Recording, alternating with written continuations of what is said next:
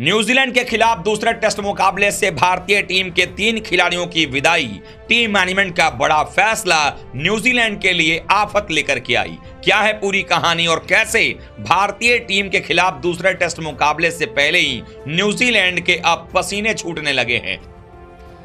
New Zealand से हार के बाद 3 खिलाड़ी बाहर होंगे टीम इंडिया से।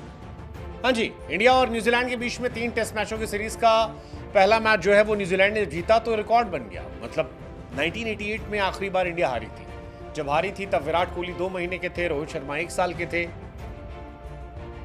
न्यूजीलैंड में तो केवल पटेल साहब जिंदा थे, बाकी तो कोई पैदा ही नहीं होता न्यूजीलैंड टीम का। तो दूसरे टेस्ट मैच से टीम इंडिया की प्लेइंग 11 से ये 3 खिलाड़ी जाएंगे, 3 खिलाड़ी आएंगे और न्यूजीलैंड की धज्जियां उड़ाएंगे। नमस्कार दोस्तों, आपको हमारे चैनल में और एक नए वीडियो के साथ स्वागत है।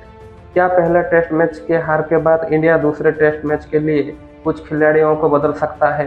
क्या राहुल को रेस्ट दिया जा सकता है? और शुभम गिल क्या दूसरे टेस्ट मैच के लिए फिट हैं?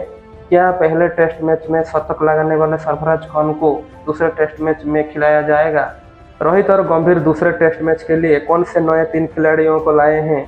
पूरी वीडियो को देखिए, आपको सब मालूम पड़ जाएगा। 18 साल बाद बेंगलुरु में हारी और इसीलिए अब इंडिया सकपकाई हुई है। 8 विकेट से हार के बाद सेकेंड टेस्ट मैच जीतना जरूरी है, क्योंकि वर्ल्ड टेस्ट चैंपियनशिप क्वालिफाई करने के लिए 7 में से 4 मैच हमें जीतने हैं। रोहित शर्मा एंड कंपनी ने फर्स्ट टेस्ट मैच में तो निराश किया, लेकिन second test match is quite important. 24 अक्टूबर से पुणे में होने वाले सेकेंड टेस्ट मैच में वापसी करनी है। इंडिया को जीतना होगा और काफ़ी कुछ करना पड़ेगा।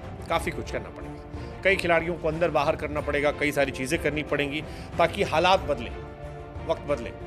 अब क्या कहानी हो सकती है? 3 खिलाड़ी बाहर कौन हो सकते हैं? एक केएल राहुल इसलिए बाहर हो सकते हैं क्योंकि केएल राहुल पर ऐसा लगता है कि मैनेजमेंट को भरोसा नहीं है। क्यों? क्योंकि बेंगलोर में वो खेल रहे थे, घर पर टेस्ट मैच था, लेकिन इसके बावजूद रोहित शर्मा ने उन्हें प्रमोट नहीं किया। ऊपर 3 नंबर 4 नंबर नहीं उतारा उन्हें। 3-4 पर उतर सकते थे, 5 नंबर पर ऋषभ पंत की जगह थी, लेकिन विराट क्योंकि 3 पर जाए तो 4 पर जगह थी, या विराट से पहले 3 पर वो खेल लेते, बट ऐसा कुछ उनके साथ हुआ नहीं। और जहां भी वो खेले 6 नंबर पर, वहां वो चले नहीं। अब चले नहीं और सामने से सरफराज ने इतने रन बना दिए हैं कि आप इनके बारे में सोच नहीं सकते। पहली पारी में 0, दूसरी पारी में 12, और राहुल से घर पे काफ़ी उम्मीदें थी। अब राहुल के कॉम्पिटिटर सरफराज बहुत आगे निकल गए और ये टेंशन वाली बात उनके लिए। अब इंडिया शायद सरफराज में दांव लगाए, क्योंकि सरफराज भविष्य भी है और राहुल काफ़ी मौके मिल चुके हैं। ऑलमोस्ट 50 टेस्ट मैचेस खेल चुके हैं और 50 टेस्ट मैच के बाद अगर आप 35 का एवरेज है या वर्ल्ड में सबसे लोवेस्ट आपका एवरेज है, तो फिर आपसे आगे बढ़ना सोचना पड़ेगा। भारत और न्यूजीलैंड के बीच में दूसरा टेस्ट मुकाबला लगभग 48 घंटे से भी अब कम का वक्त रह गया है। पुणे के मैदान पर खेला जाना है। पिच को लेकर के कई सारी बातें हो रही हैं कि पिच ऐसा होगा, पिच वैसा होगा, इस तरीके से खेलेगी, लेकिन सबसे बड़ा सवाल ये है कि चाहे जैसी भी पिच खेले, टीम का कॉम्बिनेशन जो है वो काफी बेहतर होना चाहिए। कंडीशन से लेकर कॉम्बिनेशन तक अगर आपका सब कुछ बेहतर रहा तभी आप टेस्ट मैच जीत पाएंगे। और इसी को लेकर के पुणे टेस्ट मैच से पहले टीम इंडिया ने कुछ फैसले किए हैं और उसमें 3 खिलाड़ियों पर गाज गिरती नजर आ रही है और वो खिलाड़ी भारतीय टेस्ट टीम में दूसरे टेस्ट मैच में नजर नहीं आने वाले हैं। कैसे न्यूजीलैंड की टीम को भी अब परेशानी होगी पुणे टेस्ट मुकाबले में और किस तरीके की रणनीति उनकी बनानी है, यह भी हम आपको बताएंगे। लेकिन पुणे टेस्ट मुकाबले की जो पिच तैयार की जा रही है, ऐसा माना जा रहा है कि यह विकेट जो है वो हल्का सा फ्लैटिश होगा, हल्का सा स्लो टर्नर होगा, लो एंड स्लो रहने की इसकी पूरी उम्मीद है। यानी कि बेंगलुरु के एम चिन्नास्वामी में जितनी उछाल आपको देखने को मिली थी, ओवरकास्ट कंडीशन में जो स्विंग देखने को मिला था तेज गेंदबाजों का, वो मिलना मुश्किल हो जाएगा। नतीजा यहां तक हो सकता है कि न्यूजीलैंड भी जो है 3 पेसर के बजाय 2 ही पेसर के साथ खेले। लेकिन अब टीम इंडिया अपनी प्लेइंग 11 में 3 बदलाव जरूर करेगी, क्योंकि कुछ खिलाड़ी जो चोटिल थे वो वापसी करेंगे, जिनको चोट लग गई है वो बाहर जाएंगे और जो फ्लॉप हैं उनको भी बाहर बिठाया जाएगा। दरअसल पुणे में अब दूसरा टेस्ट मैच होने वाला है और ऐसे में प्लेइंग 11 में कुछ बदलाव देखने को मिल सकते हैं। प्रेस कॉन्फ्रेंस में कप्तान रोहित शर्मा ने भी कुछ इशारे किए।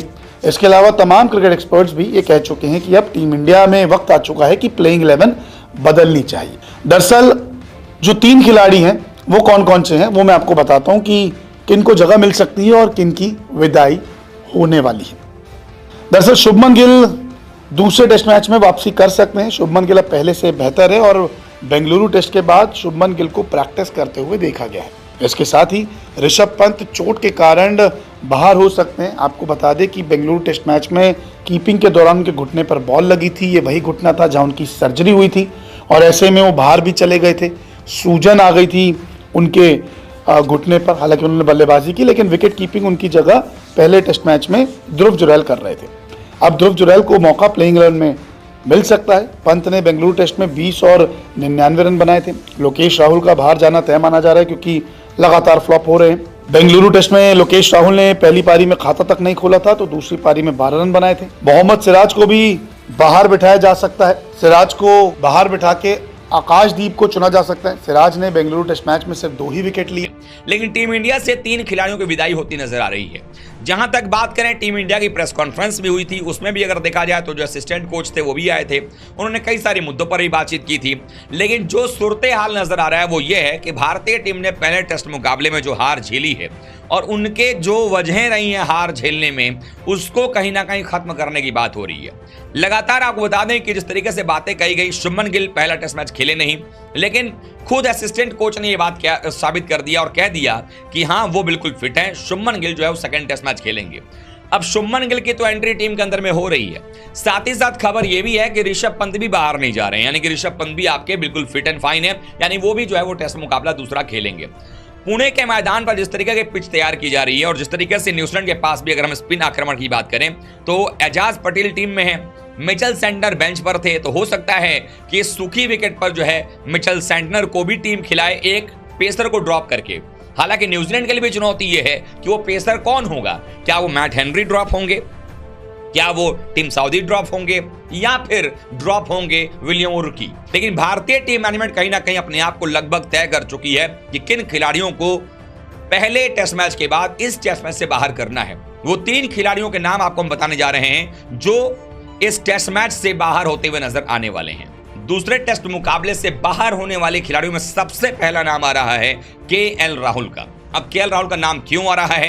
हालांकि मैनेजमेंट में ही कुछ लोग ऐसा मानते हैं कि केएल राहुल को अभी एक मौका और देना चाहिए। अब केएल राहुल को एक मौका और अगर मिलता है तो फिर किसी ना किसी डिजर्विंग प्लेयर को आपको बाहर बिठाना पड़ेगा। पहले यह भी कहा जा रहा था कि ऋषभ पंत अगर चोटिल रहते हैं तो ऋषभ पंत की जगह विकेट कीपिंग ग्लव्स थाम करके केएल राहुल जो है वो खेलते नजर आ सकते हैं। लेकिन सवाल ये उठता है कि जिस केएल राहुल ने साउथ अफ्रीका में अपनी जगह पक्की करने के लिए ग्लव्स थामे थे, वही केएल राहुल भारत में जब इंग्लैंड की टीम आई थी उस टाइम पर उन्होंने विकेट कीपिंग करने से इनकार कर दिया था। नतीजा केएस भरत को टीम में लाया गया और उसके बाद ध्रुव जुरैल आए टीम के अंदर में। जुरैल रन बनाने के बावजूद बेंच पर बैठे रहे। सरफराज को भी मौका इसलिए मिल पाया क्योंकि गिल जो है चोटिल थे और सरफराज खान ने अब चूंकि 150 की पारी खेल दी है, तो अब ऐसे में अगर आप एक और मौका केएल राहुल को देते हैं, ये जानते हुए कि ऋषभ पंत भी फिट हैं, वो भी खेलेंगे और गिल भी वापस आएंगे, तो ऑब्वियस सी बात है कि आपके बल्लेबाज अगर वापस आएंगे तो बल्लेबाज को ही बाहर जाना पड़ेगा। तो क्या मैनेजमेंट इस बात का रिस्क लेगी कि सरफराज को बाहर बिठा करके केएल को एक और मौका दिया जाए, या मैनेजमेंट जो है वो तय कर चुकी है कि नहीं, केएल राहुल को ही अब बेंच गर्म करना पड़ेगा। और रोहित ने बांग्लादेश दौरे पर भी कहा था, बट वहां भी एक्स्ट्राऑर्डिनरी नहीं खेला था उन्होंने। एक मैच में 68 बनाए थे, लेकिन एक्स्ट्राऑर्डिनरी नहीं गए थे। अच्छा खेला था बट एक्स्ट्राऑर्डिनरी नहीं गए थे। सरफराज ने जो खेला वो एक्स्ट्राऑर्डिनरी था। सो शायद उन्हें बाहर बेंच पर बिठाया सकता है। एक कहानी। दूसरा, कुलदीप यादव बाहर हो सकते हैं। बेंगलुरु में न्यूजीलैंड के बल्लेबाजों के सामने कुलदीप यादव एवरेज दिखे। रोहित शर्मा अश्विन से ज्यादा उन पर भरोसा जता रहे थे, लेकिन कुलदीप को सफलता नहीं मिली और पहली पारी में 3, सेकंड पारी में कोई विकेट नहीं। अब कुलदीप बाहर इसलिए भी हो सकते हैं क्योंकि कुलदीप बैटिंग नहीं करते। कंपैरिजन में अश्विन जडेजा की इमेज एक ऑलराउंडर के तौर पर हो चुकी है। दोनों ने कई शतक लगाए हैं, लेकिन इनका बैटिंग नहीं है और इसी वजह से शायद इनको बाहर कह सकता है। ऑल्सो वॉशिंगटन सुंदर को टीम में शामिल किया गया है, तो थर्ड स्पिनर अब या तो जडेजा या तो अश्विन जडेजा के साथ या तो अक्सर होंगे या वॉशिंगटन सुंदर होंगे। ये कहानी हो सकती है, अश्विन जडेजा सुंदर, ये हो सकता है। पुणे में खेले जाने वाले थर्ड टेस्ट मैच में कुलदीप की जगह सुंदर या इन दोनों में जाएगा, क्योंकि ये दोनों बैटिंग में भी ठीक ठाक कॉन्ट्रीब्यूशन देते हैं ना। आई थिंक इंडिया वो देख सकती है। थर्ड चेंज मेरे हिसाब से हो सकता है मोहम्मद सिराज का। मोहम्मद सिराज इसलिए बाहर हो सकते हैं क्योंकि बहुत इंपैक्टफुल नहीं रहे वो सिराज की जगह आकाशदीप को मौका मिल सकता है। आकाशदीप जब मौका मिला है शुरू में नई बॉल से विकेट निकाला उन्होंने और वो बहुत इंपॉर्टेंट रहा है। मोहम्मद सिराज घरेलू मैचेस में भी काम नहीं कर पा रहे। 23 अगर आप देखेंगे 23 पारियों में 19 विकेट निकाले हैं, जो बहुत बड़े नहीं हैं, एवरेज गेंदबाजी की हिसाब किताब है। पांचवें दिन अच्छी गेंदबाजी की थी, लेकिन ओवरऑल डिसअपॉइंटिंग था। आकाशदीप फिलहाल एक अच्छे बॉलर है, बांग्लादेश सामने अच्छी गेंदबाजी की थी, सारी दुनिया को शॉक किया था। ऐसे में हो सकता है कि उन्हें भी रिप्लेस कर दिया जाए। ये 3 ऑप्शन है जो शायद रिप्लेस हो सकते हैं। तो दोस्तों, अगर आप विराट कोहली के फैंस हैं तो वीडियो को एक लाइक और चैनल को सब्सक्राइब करना मत भूलिएगा। जय हिंद दोस्तों।